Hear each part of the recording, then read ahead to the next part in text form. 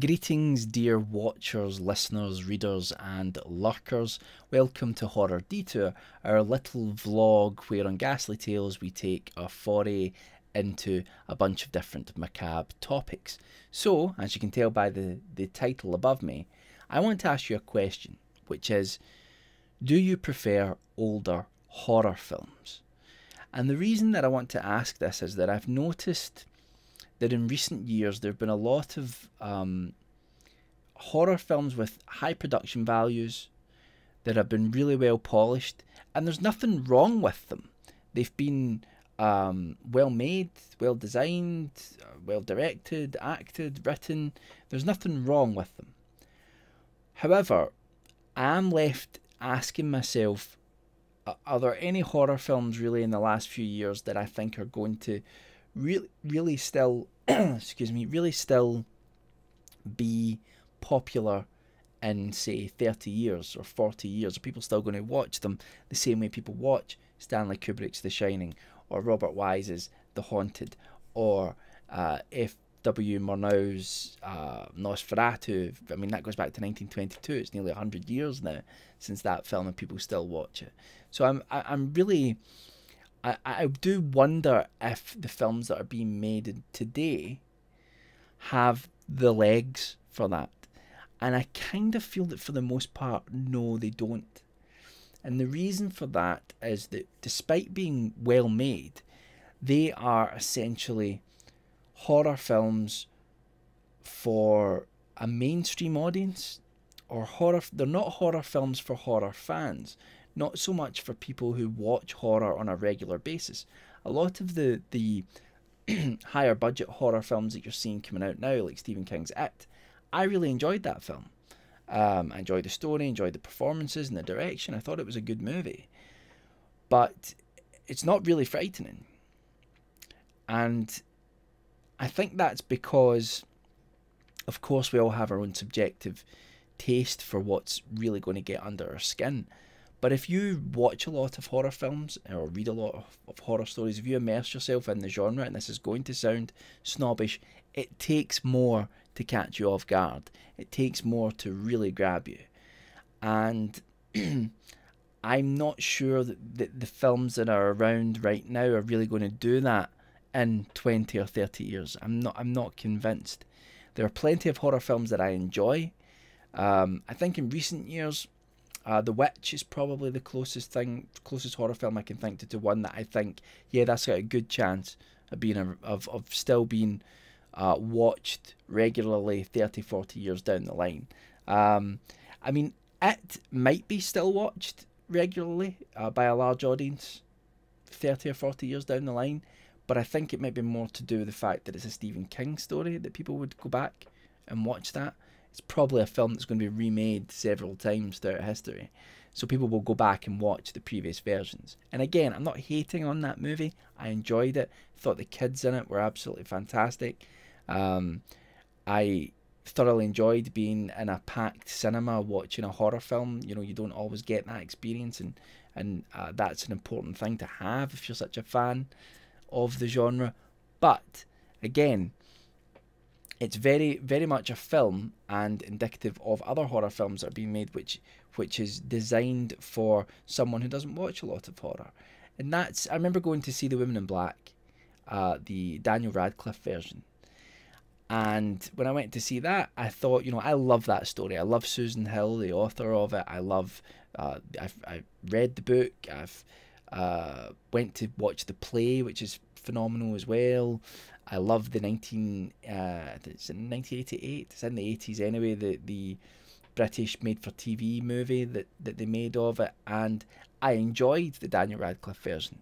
But again, while everyone was jumping around me, I was left feeling that this was a film that was made for people who didn't watch horror, and maybe that's understandable because people want to be able to jump in to a film without being perhaps overwhelmed, or perhaps without having to know the ins and outs of a certain genre. You know, I understand that. I'm sure if I went to watch a type of film that I'm not normally I don't normally watch. There's sometimes it can be harder to get into, and people want to make these films as open and approachable as possible so that they can really make as much money as possible. But when I look back at films in the past,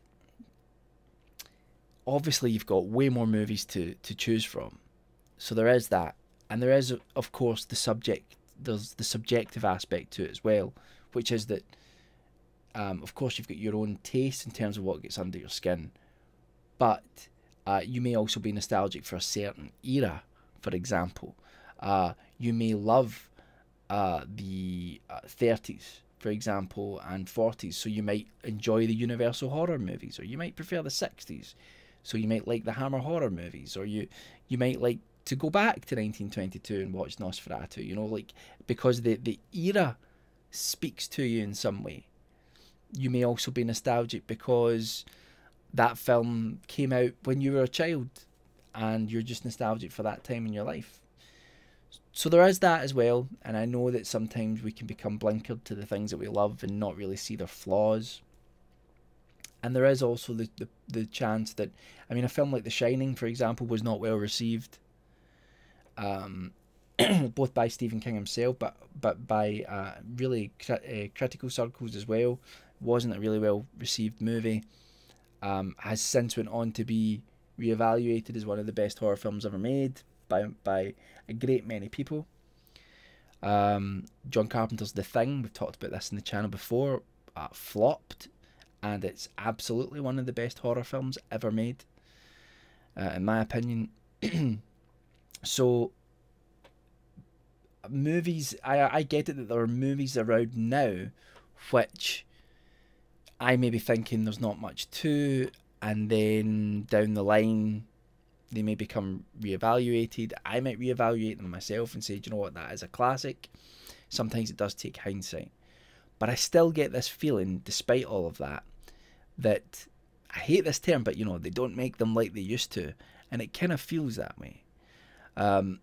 There are common tropes that you see in modern horror movies, like the jump scare, for example. Now, the jump scare has been around since the beginning of horror cinema, pretty much, you know, and the reason for that is that before the word horror was commonly used, people would use phrases like terror to describe the genre, but they would also use phrases like shock or sensation, but shock especially, to be startled terribly, that was an inherent part of the genre even back in the day.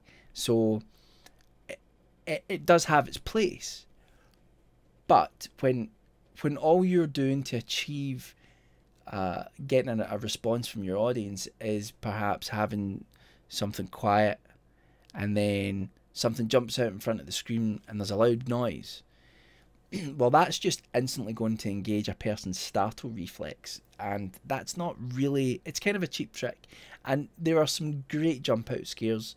One of my favourites is at the top of the spiral staircase and the haunting. So there are great jump out scares. There's a phenomenal one in Exorcist 3 as well. Bizarrely, that's a great movie. There's one of the best jump out scares I've ever seen is in that movie. So there are really great ones, and they can be effective. And sometimes you do get exhilarated. You're watching a film, you're in the cinema, everybody's there, or you're sitting on the couch watching it, and you get that jump, and it gets you, and you're like, it gives you a little bit of a buzz, really, to be that close to something that frightened you. But it's overused. It's just constantly overused, and I know, by the way, I'm guilty of it. I've made several short horror films, and jump scares galore, you know. So I am, by all means, I am being a hypocrite here. I've used them as well, but I think it is a cheap trick, really, when it comes down to it. And that I think a lot of the older horror films, and we're not even talking going back decades and decades and decades. I remember watching the original Grudge film from Japan, and it was shot on video, and there's a moment where a ghost just walks out onto a balcony, and I remember it being really frightening. It really frightened me. and it's in broad daylight, and you know there's no jump scares, there's no noise, there's no, you know, you can get that response from your audience in other ways, is what I'm saying.